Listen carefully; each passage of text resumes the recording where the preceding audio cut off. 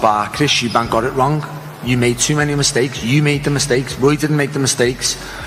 Bomac's not going to make the mistake this time. You make the mistakes. Just take it on the chin yourself. It's very likely. It's very likely that at some point the leather starts flying on both sides.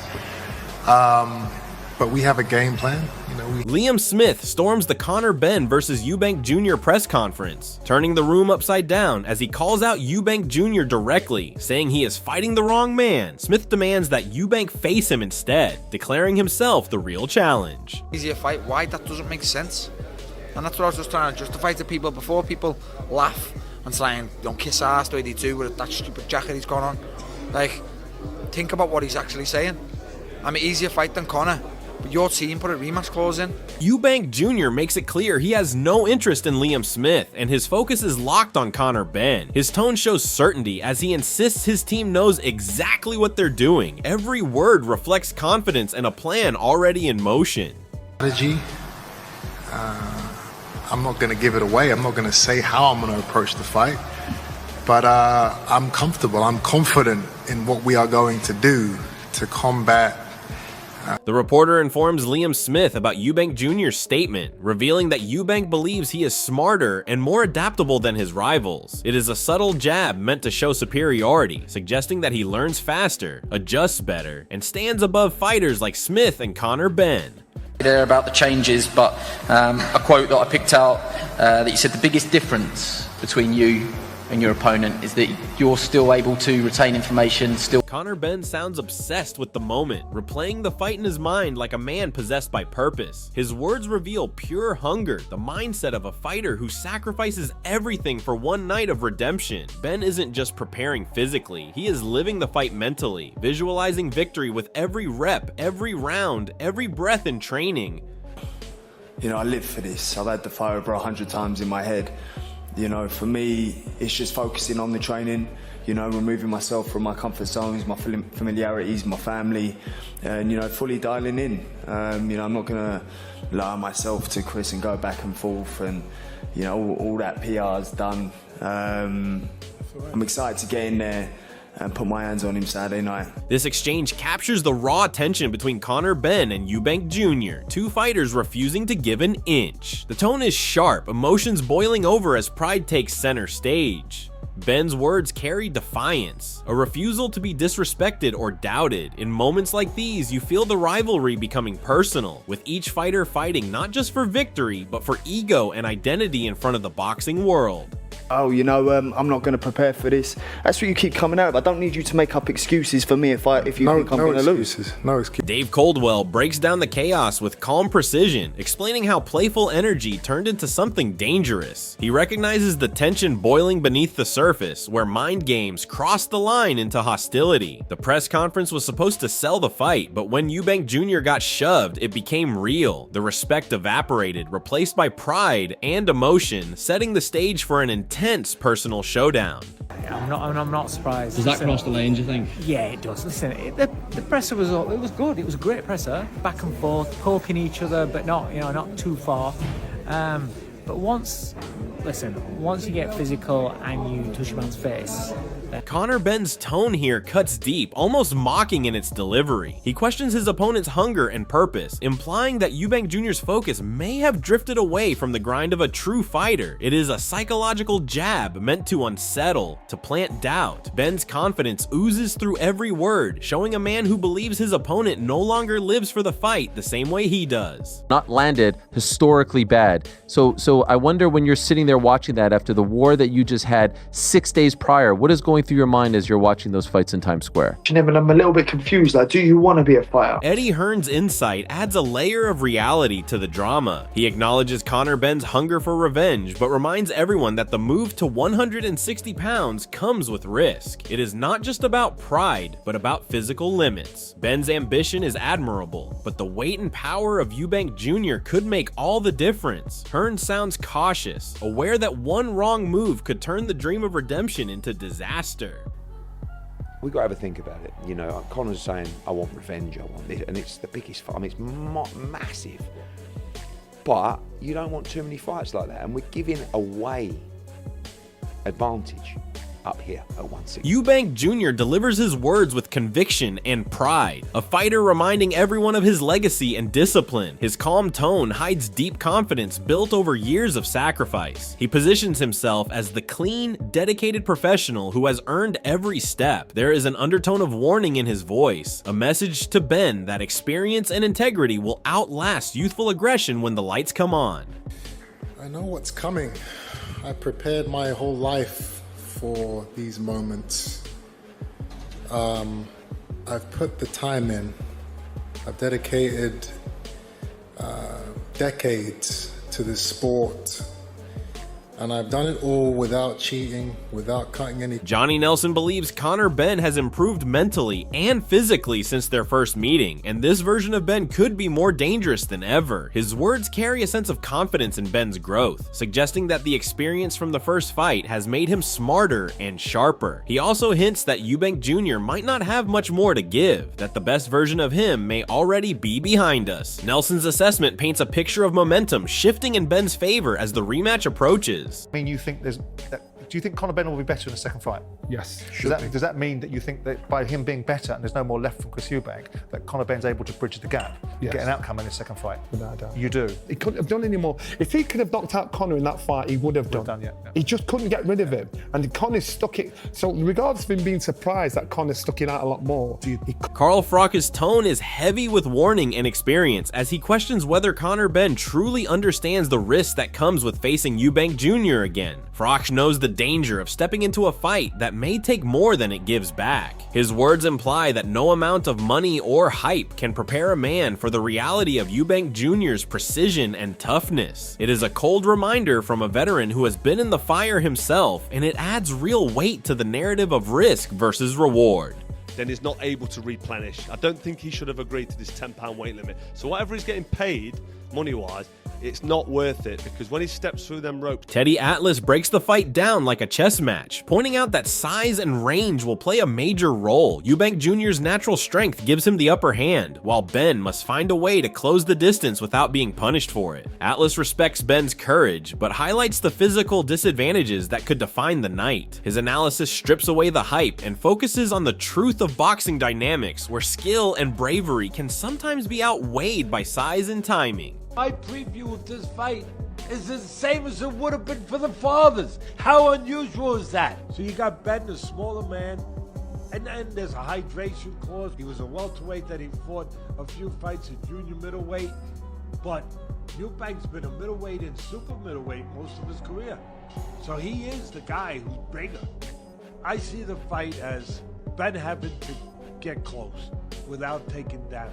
Johnny Nelson sees the rematch as an opportunity for Conor Benn to flip the story. His belief in Ben's potential is clear as he describes a fighter who still had something left in the tank while Eubank Jr. looked spent. Nelson gives Ben credit for growth, discipline, and adaptability, pointing to small adjustments that could make a massive difference. His faith in Ben's ability to improve creates excitement for fans who see the rematch not as a repeat but as a redemption arc for a fighter chasing legacy. I think it's going to be revenge. I'm flipping. I think both fighters put on an amazing performance. I think both fighters were spot on. I think both fighters should be really proud of themselves. I think Chris Jr., he rinsed himself out when there was nothing left to give. Whereas I looked at Conor, I thought, you've got something left to give. And so if he makes the adjustments, and if the conditions are exactly the same as they were for the contractually conditions are exactly the same as they were in the first place, I'm going Conor. Aid Oladipo offers a realistic and balanced perspective as he acknowledges Eubank Jr.'s previous advantage while still giving Ben credit for resilience. His observation that Ben has now felt Eubank's power and understands what to expect adds depth to the rematch narrative. Experience can change everything, and this time Ben enters the ring with knowledge rather than curiosity. Aid hints that age may begin to test Eubank while Ben's hunger continues to rise. It feels like a passing of the torch moment, one that could redefine both men's careers. In the end, sort of bigger guy won it. The rematch is going to be interesting, I think. He's now realised that I can hurt that fighter. I've felt the other fighter's power. Next time, I know what's coming. I think he might even do better in the next one. I think he's got a shout to win it. And Eubank's older. I get these fights, But you do want to see Ben, can you kick on to try and win a... Gordon Ramsay, known for his fiery personality, delivers an honest assessment that cuts straight to the core of this matchup. He acknowledges the difficulty of Conor Benn's weight jump and how it could drain his energy as rounds progress. Ramsay's confidence in Eubank Jr.'s endurance reflects a logical breakdown of experience versus explosiveness. His take shows a deep understanding of stamina, timing, and pressure management. When someone outside boxing can read the dynamics this clearly, it highlights just how balanced and tactical this fight truly is. Deserve to lose. And jumping up a weight is hard, but jumping up 2 is even harder. So Chris has got the advantage if it goes past 6. Ben's got to get this done early. Otherwise, it's going to be Chris's. I predict Chris in round 6. George Groves delivers his thoughts with the tone of someone who understands both glory and fatigue. He acknowledges Eubank Jr.'s greatest moment, but questions whether the same fire still burns within him. Groves hints that Conor Benn might have the hunger advantage, a trait that can change everything inside the ring. His insight isn't criticism, but caution, suggesting that success can sometimes dull the edge of a fighter who has already reached the summit. Groves speaks like a man who has lived the highs and knows the dangers of chasing them again.